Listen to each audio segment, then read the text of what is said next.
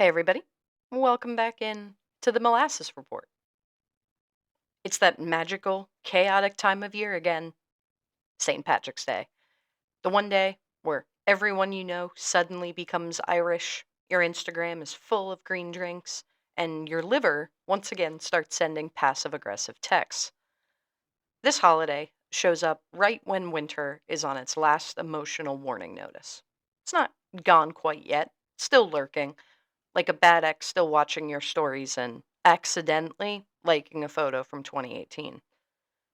You walk outside and it's 28 degrees, but emotionally, you're in spring. And that right there is a red flag.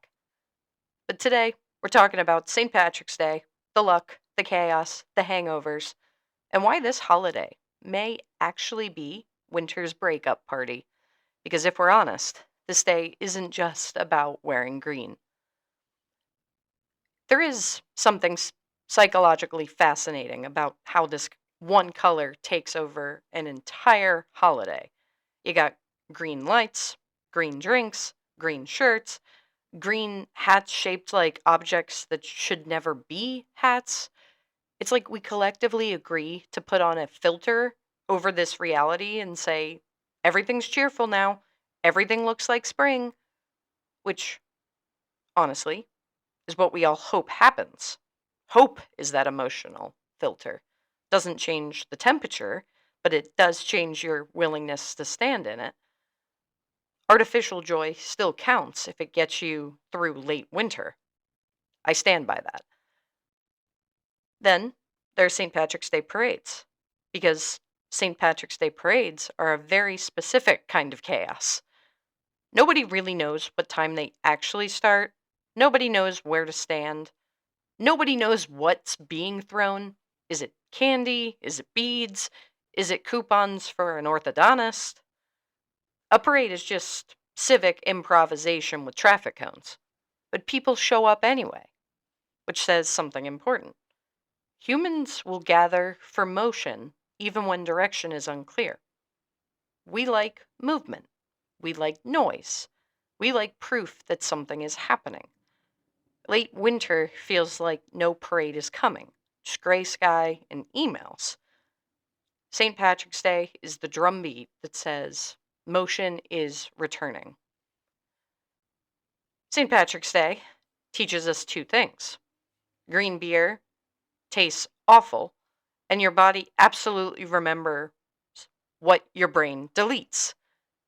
Green beer is the only beverage that looks like a scientific experiment and tastes like somebody said, I triple dog dare you to drink this. No one has ever said, yes, I get subtle emerald tastes. It's regular beer in costume, which is also another theme of St. Patrick's Day. Costumes, permission, temporary personality upgrades. Nobody plans to necessarily go too hard on St. Patrick's Day. It just happens. You say, let me have a couple of drinks with the girls, with the guys, and suddenly you're in that crowded bar wearing something that lights up and talking to somebody named Mike or Patrick or Sean. But there's something weirdly beautiful about that too. The shared ridiculousness. The strangers becoming temporary best friends. The laughter that only happens when nobody's trying to be impressive. Just chaotic. Just human. Just slightly overserved. Sometimes the version of you that shows up at the party is the version of you that's been waiting all winter for permission.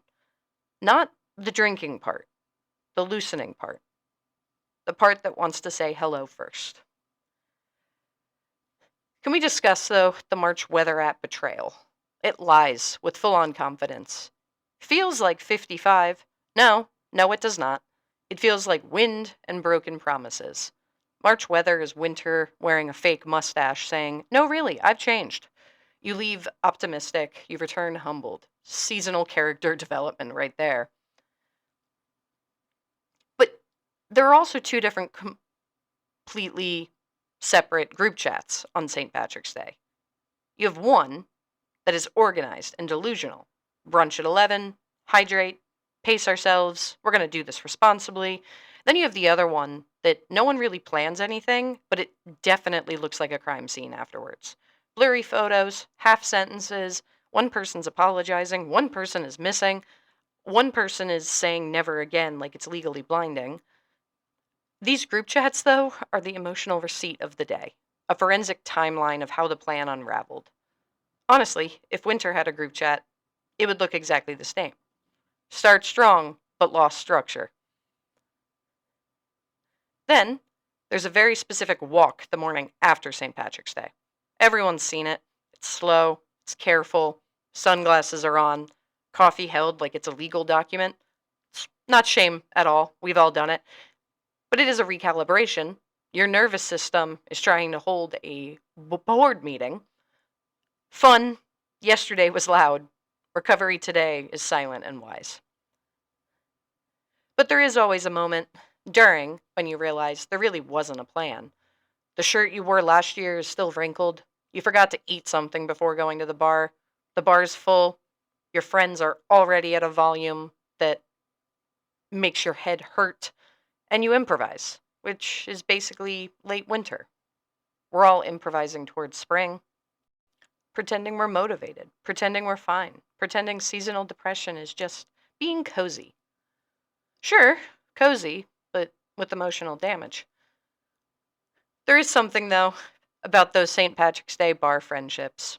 You meet somebody in line to grab a drink, suddenly you know their ex's name, their job drama, and their dog's birthday. You're, you will never see them again. But for those 10 minutes, you know everything about them. That temporary connection still counts. Not every relationship is meant to last. Winter isolates, but spring reconnects. This holiday previews reconnection. Low stakes connection is that underrated therapy. You dress for the season you emotionally deserve on St. Patrick's Day, not the one that exists. You all say it's basically spring, but no, it's 41 degrees and betrayal. But we're done with winter, even if winter isn't done with us. Hope always looks slightly underdressed at first. And, to be honest, there's always someone who's a little Irish today and becomes a cultural historian after those 2 drinks.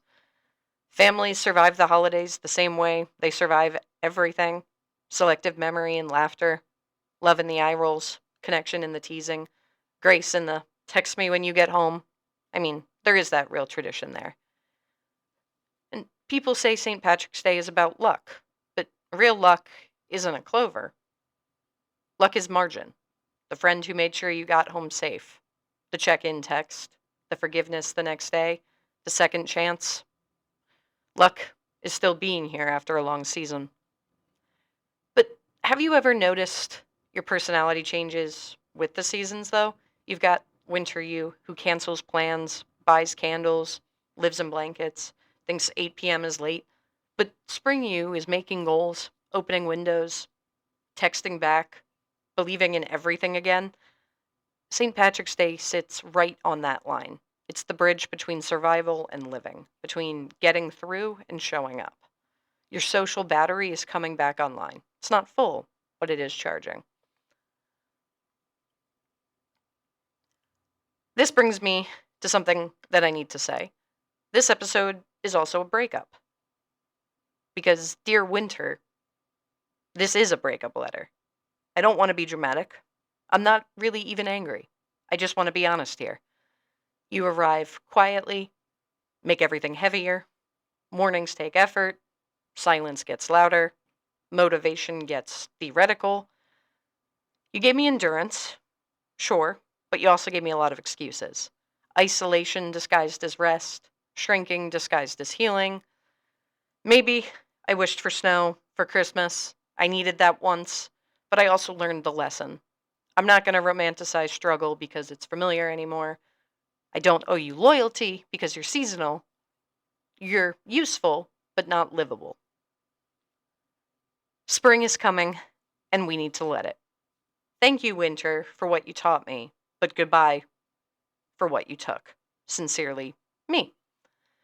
So, whether your St. Patrick's Day is going to be loud, whether it's going to be quiet, messy, or spent in green socks on your couch, if you made it through winter, you're lucky. Not clover lucky, still standing lucky. And that's better. Stay slightly messy, mostly grateful, with emotional thawing.